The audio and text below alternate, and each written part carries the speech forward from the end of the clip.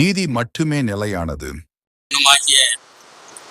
எல்லாம் வல்ல ஏக வல்லவனான இறைவனை போற்றி புகழ்ந்தவனாக என்னுடைய உரையினை தொடங்குகின்றேன்.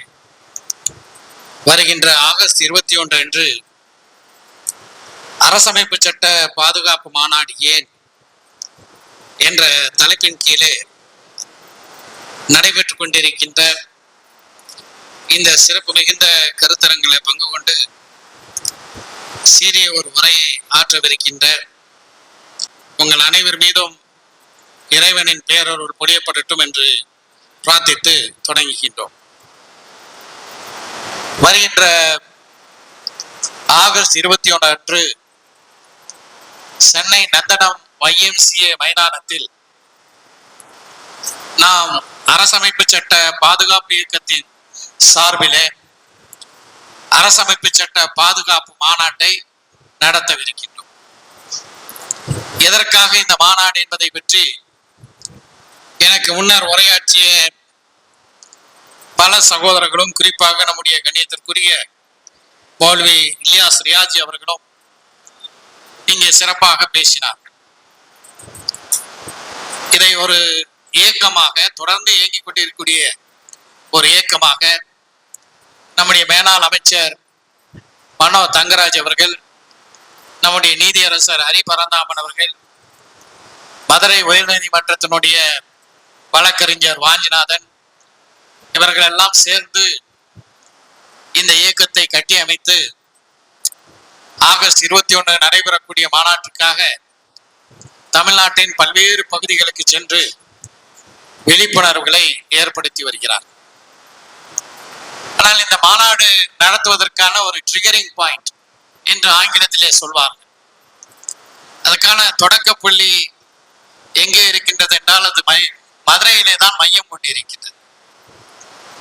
அந்த புள்ளி அவ்வப்போது மதுரையில இருக்கக்கூடிய சென்னை உயர்நீதிமன்றத்தினுடைய மதுரை அமர்வுல பல்வேறு வகையான அதிர்வுகளை ஏற்படுத்தக்கூடிய வழியில சில கருத்துக்களை, தீர்ப்புகள் என்ற பெயரில சில கருத்துக்களை அவ்வப்போது உதிக்கும்.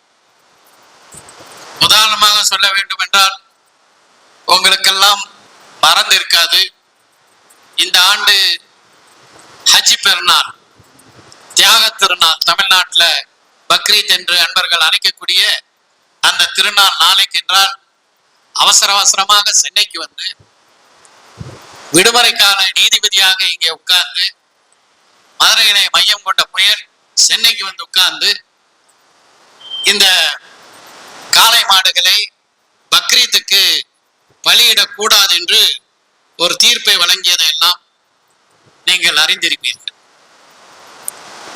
முஸ்லிம்கள் மட்டுமான தீர்ப்பு அல்லது. அந்த தீர்ப்பை நீங்க வாசி பார்த்தீங்கன்னா பெரும்பாலும் என்ன நினைத்துக் கொண்டிருக்கின்றோம், ஹஜ் பெருநாளுக்கு குர்பானி கொடுப்பதற்கான தடை தீர்ப்பு என்று நாம் நினைத்துக் கொண்டிருக்கின்றோம். அந்த தீர்ப்பை வாசித்து பார்த்தால் இந்து சமயத்தை சார்ந்தவர்களும் கூட திருவிழாக்களின் போது உள்ளூர் கோயில்களில ஆடுகளை பலியிடக்கூடிய அந்த நிகழ்வுக்கும் கூட அதில் இடம்பெற்றிருக்கக்கூடிய ஒரு வாசகம் தடை செய்திருக்கின்றது. அது மட்டுமல்ல, பொது இடத்துல எந்த விதமான ஸ்லாட்டரையும் பலியிடலும் நடக்கக்கூடாது, அது குறிப்பிட்ட இடத்திலே மட்டும்தான் நடக்க வேண்டும் என்றெல்லாம் அந்த தீர்ப்பு சொல்லப்பட்டிருக்கின்றது. அது ஒரு பக்கம். அதே போல ஒரு சர்ச்சை கட்ட வேண்டும் என்றால் அதற்கு ஒரு ஆட்சேபனை வந்து இந்த நீதிமன்றத்துக்கு இந்த ஆளு இந்த புள்ளிட்டு போய் சிக்கணும்னா அந்த சர்ச்சை கட்டக்கூடிய கனவும் கூட அது கனவாகவே நின்றுவிடக்கூடிய வகையில தீர்ப்புகளை வழங்கிய பெரிய நீதிமான். இப்படியாக ஒவ்வொன்றை சொல்லிக்கொண்டே போகலாம். அரசமைப்பு சட்டத்தை பற்றி எனக்கு முன்னர் கண்ணியத்திற்குரிய மௌலவி இலியாஸ் ரியாஜி அவர்கள் குறிப்பிட்டார்கள். நம்முடைய அரசமைப்பு சட்டம் ஒரு மதசார்பற்ற நாட்டிலே இங்கு வாழக்கூடிய குடிமக்கள் எந்த ஒரு மதத்தை பின்பற்றவும் கடைபிடிக்கவும் அதை பிறருக்கு எடுத்துரைக்கவும் உரிமை அளித்திருக்கிறது. அதே மாதிரி எந்த ஒரு மதத்தையும் பின்பற்றாமல் இருப்பதற்கும் கூட அரசமைப்பு சட்டம் உரிமை அளித்திருக்கிறது. எங்களை போன்றவர்கள் என்று நம்ம நீதியரசர் சொல்றாங்க. சோ என்னன்னா, நீங்க விரும்பினா ஏதாவது உங்களுக்கு பிடித்த மதத்தை பின்பற்றலாம், அதை மற்றவங்களுக்கு எடுத்து சொல்லலாம், அதை நீங்க கடைபிடிக்கலாம். இந்த உரிமை உங்களுக்கு இருக்கின்றது. எந்த மதத்தையும் பின்பற்றாதீர்கள், கடவுளே இல்லை என்று பரப்புரை செய்வதற்கான உரிமையையும் இந்த அரசமைப்பு சட்டம் தந்திருக்கிறது. இதுதான் நம்முடைய அரசமைப்பு சட்டத்தினுடைய மிக முக்கியமான ஒரு ஆர்டிக்கல், ஒரு விதி என்று சொல்லலாம். அந்த அடிப்படையிலே தான் இந்தியாவின் பல்வேறு மாநிலங்கள்ல பல்வேறு தரப்பட்ட மக்கள் பல்வேறு மதங்களை பின்பற்றுகிறார்கள். இந்துக்களாக இருந்த இஸ்லாத்துக்கு போகிறார்கள், இந்துக்களாக இருந்த கிறிஸ்தவத்துக்கு மாறுகிறார்கள். அதே போல பௌத்த மதத்துக்கு பாபா சாஹிப் அம்பேத்கர் போன்றவர்கள் லட்சக்கணக்கான மக்களோடு இணைந்தார்கள். இப்படியான மத மாற்றங்கள் பல தரப்பிலும் நடக்கின்றது. அதே போல முஸ்லிமாக இருக்கக்கூடியவர்கள் இந்துவாக மாறி இருக்கக்கூடிய நிகழ்வுகளும் நடைபெறுகிறது. கிறிஸ்தவர்களாக இருக்கக்கூடியவர்கள் இந்துக்களாக மாறிய நிகழ்வுகளும் நடைபெறுகிறது. நம்ம அங்க எந்த சாதியில போய் உட்கார வைப்பாங்கிறது வேற கொஸ்டின், அதுக்குள்ள நான் போகல. ஆனால் இந்த மதமாற்றம் நடைபெறுகிறது. இது அரசமைப்பு சட்டம் தந்திருக்கக்கூடிய உரிமை. ஆனால் அந்த உரிமைக்கு வேட்டு வைக்கக்கூடிய ஒரு தீர்ப்பை தான் இந்த மதுரை நீதிமன்றத்தில் இருக்கின்ற அந்த புள்ளி கொடுத்திருக்கிறார். இங்கே ஒன்றை நான் குறிப்பிட வேண்டும். அதாவது தமிழ்நாடு முஸ்லிம் முன்னேற்ற கழகத்தினுடைய நீண்ட நெடிய கால ஒரு கோரிக்கையை நிறைவேற்றக்கூடிய வகையில முத்தமிழறிஞர் கலைஞர் அவர்கள் தமிழ்நாட்டினுடைய முதலமைச்சராக இருந்த போது செப்டம்பர் 13, 2007 முஸ்லிம்களுக்கு கல்வி மற்றும் வேலை வாய்ப்புல 3.5 விழுக்காடு இடஒதுக்கீடு கொடுத்தார். எந்த முஸ்லிமுக்கு? பிற்படுத்தப்பட்ட, மிகவும் பிற்படுத்தப்பட்ட முஸ்லிம்களுக்கு அந்த இடஒதுக்கீடு வழங்கப்பட்டது. அதற்கான சட்டமும் ஏற்றப்பட்டது. அந்த அடிப்படையில அந்த இடஒதுக்கீடின் பயனாக அரசு பணிகளில, அரசு சார்ந்த கல்வி நிறுவனங்கள்ல முஸ்லிம் மாணவர்கள் சேர்ந்து வருவது தொடர்ந்து நடைபெற்று கொள்ளக்கூடிய ஒரு நிகழ்வாக இருந்தது. இப்ப இதுல ஒரு கேள்வி எழும்பியது. அந்த கேள்வி என்ன என்றால், பிறப்பால் முஸ்லிமாக இருக்கக்கூடியவர் பிசி முஸ்லிம் சரி, ஒருவர் பிற்படுத்தப்பட்ட, மிகவும் பிற்படுத்தப்பட்ட வகுப்பை சார்ந்தவர் இஸ்லாத்தை ஏற்றுக்கொள்கிறார். அரசமைப்பு சட்டம் தந்த அந்த உரிமையின் அடிப்படையில இஸ்லாத்தை ஏற்றுக்கொள்கிறார். அவருக்கு இந்த பிசிஎம், இந்த 3.5 விழுக்காடு இடஒதுக்கீடு பொருந்துமா அப்படிங்கிற ஒரு கேள்வி எழுந்தது. பொருந்தாது என்று சில வட்டாட்சியர்கள் சொல்ல, நல்ல வேளை இங்கே நம்மிடையே இருக்கக்கூடிய மேனாள் நீதியரசர் அன்று சென்னை உயர்நீதிமன்றத்தினுடைய மாண்புமிகு நீதியரசராக ஹரி பரந்தாமன் அவர்கள் அமர்ந்திருந்தார்கள். அவர்களுக்கு முன்னால் பாதிக்கப்பட்ட ஆயிஷா என்ற பெண்மணி ஒரு வழக்கை தொடுக்கிறார். அந்த பெண்மணி ஆயிஷா எப்படிப்பட்டவங்கிறது நான் சொல்றதை விட நீதியரசர் அவர்கள் சொன்னா பொருத்தமா இருக்கும். அதனால அதுக்குள்ள நான் போல முகமது ஆரிஃபா. அந்த வழக்குல நீதியரசர் ஒரு தீர்ப்பை சொன்னார்கள். ஒருவர் இஸ்லாத்திற்கு மதம் மாறிய பின்னரும் பிசிஎம் பிரிவில் சேர முடியும் அப்படிங்கிற ஒரு தீர்ப்பை நீதியரசர் ஹரி பரந்தாமன் அவர்கள் சென்னை உயர் நீதிமன்றத்தில் வழங்கினார். இதை தொடர்ந்து இன்னும் பல வழக்குகள், அந்த வழக்குகளிலும் இந்த தீர்ப்புகள் உறுதியாக்கப்பட்டது. இன்னும் சொல்ல போனால் கடந்த அக்டோபர் 2025 சென்னை உயர் நீதிமன்றத்தில் 2 நீதியரசர்கள் அமர்ந்த அமர்வு, நீதியரசர் MS ரமேஷ், நீதியரசர் R சக்திவேல், அந்த அமர்வுல இஸ்லாத்தை தழுவிய இன்னொரு பெண்மணி எங்களுக்கு பிசிஎம் சான்றிதழ் தந்திருக்காங்க, இது செல்லுபடியாகாதுன்னு சொல்றாங்கிற அடிப்படையில ஒரு தீர்ப்பை, ஒரு வழக்கை தொடுக்கும் போது இந்த 2 நீதியரசர்கள் அமர்வு அவர்களுக்கு, அந்த பெண்மணிக்கு பிசிஎம் சான்றிதழ், இஸ்லாத்தை தழுவிய அந்த பெண்மணிக்கு பிசிஎம் சான்றிதழ் தந்தது சரிதான் என்று தீர்ப்பு வழங்கியது. நல்ல ஞாபகம் வச்சுக்கணும், இது 2 நீதிபதிகள் கொண்ட அமர்வு.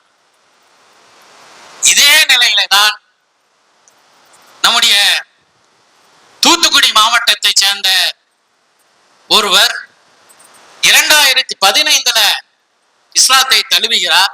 அவரும் அவருடைய குடும்பத்தினரும் இஸ்லாத்தை தழுவுகிறார்கள்.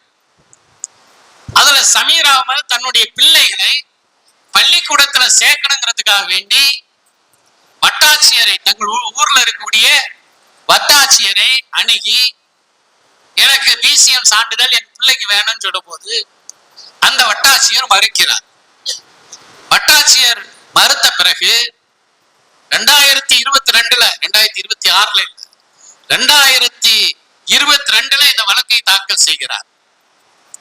நீதிமன்றம் தாசில்தாருக்கு என்னுடைய பிள்ளைகளுக்கு பிசிஎம் சான்றிதழ் வழங்குவதற்கு உத்தரவிட வேண்டும் என்பதுதான் அவருடைய வழக்கு, அவருடைய மனு. இது 2022 அப்படியே கிடப்பில் இருந்த வழக்கை இந்த மதுரை புள்ளிய சொன்னல அவர் தட்டி எழுப்பி சில மாதங்களுக்கு முன்பு என்ன செய்திருக்க வேண்டும், தாசில்தாருக்கு பிசிஎம் சர்டிபிகேட் கொடுன்னு சொல்லியிருக்கணும், அல்லது உங்களுடைய கோரிக்கை ஏற்க முடியாதுன்னு சொல்லியிருக்கணும். ஆனால் இவர் அதற்கெல்லாம் மேலே சென்று ஏற்கனவே 2 நீதியரசர்கள் ஜஸ்டிஸ் MS ரமேஷ் தலைமையிலான அமர்வு இப்படி சான்றிதழ் கொடுக்க வேண்டும் என்ற ஒரு தீர்ப்பை சொல்லி இருக்க, ஒரு நியாயமானாக இருந்தால், உண்மையான நீதிமானாக இருந்தால் இதை என்ன செஞ்சிருக்கணும், ஒரு லார்ஜர் பெஞ்சுக்கு, கூடுதல் நீதிபதிகள் கொண்ட அமர்வுக்கு அதை அனுப்பி இருக்கணும். ஆனா அப்படி அணுகாம இவர் என்ன செய்யறாருன்னா அந்த தப்பையும் செய்யறாரு. அடுத்ததாக திராவிட முன்னேற்ற கழக அரசு இஸ்லாத்தை தழுவக்கூடியவர்களுக்கு பிசிஎம் சான்றிதழ் கொடுக்கலாம் என்று தளபதி மு க ஸ்டாலின் அவர்கள் தமிழ்நாட்டினுடைய முதலமைச்சராக இருந்த போது சட்டமன்றத்தில் என்னுடைய கோரிக்கையை மட்டுமல்ல, அனைத்து முஸ்லிம் இயக்கங்களுடைய ஒரு கூட்டம் நடந்தது. அந்த கூட்டத்துல அன்றைய முதலமைச்சர் ஸ்டாலின் அவர்கள் பங்கு கொண்டார்கள். அந்த கூட்டத்தில் வைக்கப்பட்ட கோரிக்கையும் இது போன்று ஒரு வழிவகை செய்ய வேண்டும் என்ற கோரிக்கை, இஸ்லாத்தை தழுவக்கூடியவர்களுக்கும் பிசிஎம் சான்றிதழ் வழங்க வேண்டும் என்ற அந்த கோரிக்கையின் அடிப்படையில் ஒரு அரசாணை வெளியிடப்பட்டது. 2024 அந்த அரசாணை வெளியிடப்பட்டது. மொத்தமாக அந்த அரசாணையை முழுமையாக ரத்து செய்து விட்டார் இந்த புள்ளி, கூட ஒரு நீதிபதியை பக்கத்துல உட்கார வச்சுக்கிட்டு. ஆக இது ஒரு அதனுடைய சட்ட பின்னணியை பற்றி எல்லாம் நீதியரசர் பேசுவார்கள். ஆக இந்த 3.5 விழுக்காடு இடஒதுக்கீடு இன்றைக்கு இஸ்லாத்தை தழுவக்கூடிய பிற்படுத்தப்பட்டவர்களுக்கு இல்லை என்ற ஒரு நிலையை உருவாக்கி இருக்கிறார்கள். இதை எதிர்த்து தமிழ்நாடு அரசு, இந்த அரசு தான், தாவேக அரசு தான் உச்ச நீதிமன்றத்துல மனு தாக்கல் செய்திருக்கிறார்கள். அந்த மனு நாம் கூட்டம் நடத்தக்கூடிய இன்றைய தினம் விசாரணைக்கு வந்திருக்கிறது. உச்ச நீதிமன்றத்தினுடைய 2 நீதிபதிகள் கொண்ட அமர்வு அந்த வழக்கை விசாரித்திருக்கிறது. தமிழ்நாடு அரசாங்கத்தின் சார்பாக முகுல் ரஸ்தோகி என்கின்ற ஒரு மூத்த வழக்கறிஞர் ஆஜராயிருக்கிறார். நீதிபதிகள் கருத்துக்களை எல்லாம் கேட்டு தீர்ப்பை ஒத்தி வைத்திருக்கிறார். இதுதான் இன்றைக்குள்ள நிலவரம். அப்ப இந்த சூழல்ல நம்முடைய கோரிக்கை என்னவென்றால், நீதிமன்றத்துக்கெல்லாம் அப்புறம் போய்க்கலாம், இப்ப சட்டமன்றம் நடைபெற்றுக் கொண்டிருக்கிறது. இந்த சட்டமன்றத்துல ஏற்கனவே திமுக அரசு பிறப்பித்த அந்த அரசாணை, இடையில இந்த மதுரை நீதிமன்றம் கொடுத்த தீர்ப்பு, இந்த மதுரை நீதிமன்றம் கொடுத்த அந்த தீர்ப்பை திருத்தக்கூடிய வகையில ஒரு சட்ட திருத்தம் கொண்டு வர வேண்டும் நடப்பு சட்டமன்ற கூட்டத்தொடர்ல என்பதுதான் நம்முடைய கோரிக்கையாக இருக்கிறது. அதையும் வலியுறுத்துவதற்கு தான் அன்பர்களே YMCA நந்தனம் என்பது ஏதோ மிகப்பெரிய தமிழ்நாட்டின் உச்சபட்ச கட்சிகள் தான் அந்த மைதானத்தை நிரப்ப முடியும் என்ற வரலாற்றை மாற்றி அமைத்து மக்கள் இயக்கங்களால் YMCA நந்தனம் தேவையது. மக்கள் குரல் எழுப்பினார்கள், அரசை கோரிக்கை விடுத்தார்கள், அரசை சட்டமேற்ற வைத்தார்கள் என்ற வரலாற்றை நாம் பதிவு செய்ய வேண்டும். அதே போன்றுதான் ஃபாரின் கான்ட்ரிபியூஷன் ரெகுலேஷன் ஆக்ட், அந்நிய செலவாணி ஒழுங்காற்று சட்டம், அந்த சட்டத்துல பாதிக்கப்பட்டவன் தான் நான் முன்னாடி நிக்கிறேன். அது ஒரு பக்கம் இருக்கட்டும்.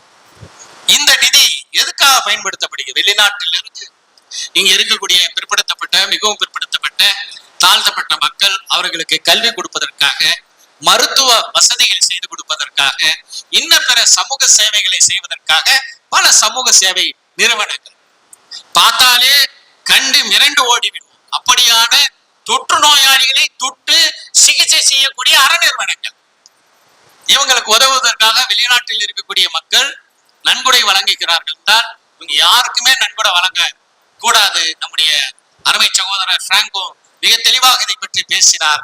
ஒட்டுமொத்தமாக RSS இந்த நாட்டுல என்ன வேணாலும் செய்யலாம், எங்களுக்கு தனி சட்டம், மற்றவர்களுக்கெல்லாம் நாங்கள் சொல்வதுதான் சட்டம் என்றால் அவர்களுடைய திட்டத்தை தவிடுபிடியாப்பதற்காக சிறுபான்மை சமூகம் ஒன்று சேர்வது காலத்தின் கட்டாயமாக இருக்கிறது. அதே மாதிரிதான் இன்னைக்கு ஒரு பள்ளிவாசலை கட்ட வேண்டும் என்றால், ஒரு சர்ச்சை கட்ட வேண்டும் என்றால் எவ்வளவு பெரிய சிரமத்திற்கு நாம் இலக்காகிறோம் என்பது உங்களுக்கு எல்லாம் தெரியும். இது அரசமைப்பு சட்டம் தந்திருக்கக்கூடிய உரிமை. அதே அரசமைப்பு சட்டத்தினுடைய 25 பிரிவு தான் சொல்றது, to practise religion is a right of every citizen. ஒரு குறிப்பிட்ட மதத்தை பின்பற்றுவது, கடைபிடிப்பது ஒவ்வொரு குடிமகனுடைய கடமை என்று சொல்கிறது. அந்த கடமையை நிறைவேற்றுவதற்காக தான் பள்ளிவாசலை கட்டுறோம், சர்ச்சை கட்டுறோம். அதுக்கு இல்லாத சட்டங்களை எல்லாம் சொல்லி ஒரு டிஸ்கிரிமினேஷன். பள்ளிவாசல் கட்டணும்னா அதுக்கு பல சட்டங்கள் வரும், சர்ச்சை கட்டணும்னா அதுக்கு பல சட்டங்கள் வரணும். ஆனா மற்றவர்கள் நடைபாதையில கூட கோயில் கட்டுவதற்கு எந்த சட்டமும் குறுக்கே வராது. சோ இப்படியான ஒரு பாரபட்சங்களை எல்லாம் கண்டித்து நியாயவான்கள், இதுல வெறும் முஸ்லிம்கள் மட்டுமல்ல, கிறிஸ்தவர்கள் மட்டுமல்ல, சமூக நீதியும் சமூக நல்லிணக்கத்தையும் அரசமைப்பு சட்டத்தினுடைய மாண்புகளையும் விரும்பக்கூடிய அனைவரும் ஒன்று சேர்த்து நடக்கக்கூடிய மாநாடுதான் ஆகஸ்ட் 21 YMCA நந்தனம் மைதானத்துல நடைபெறவிருக்கின்றது. ஆகஸ்ட் 21 ஏதோ ஒரு ATM சொல்லி டேட்டை நம்ம ஃபேமஸ் ஆக்கிட்டாங்க. ஆனா அதை விட நந்தன YMCAல நடக்கக்கூடிய நமது மாநாடு தான் உண்மையிலேயே ஆகஸ்ட் 21 சிறப்பாக்கக்கூடிய ஒரு மாநாடு என்ற வரலாற்றை உருவாக்க வேண்டும். அதற்காக வேண்டி நீங்கள் வீடு வீடாக செல்ல வேண்டும், நண்பர்களை சந்திக்க வேண்டும், குடும்பத்தினரை சந்திக்க வேண்டும், உறவினர்களை சந்திக்க வேண்டும். அனைவரிடமும் இந்த செய்தியை எடுத்து சொல்லி அந்த மாநாட்டை மிகப்பெரிய ஒரு வெற்றி மாநாடாக ஆக்குவதற்கு நாம் அனைவரும் உழைப்போம் என்று சொல்லி விடைபெறுகின்றேன். நன்றி.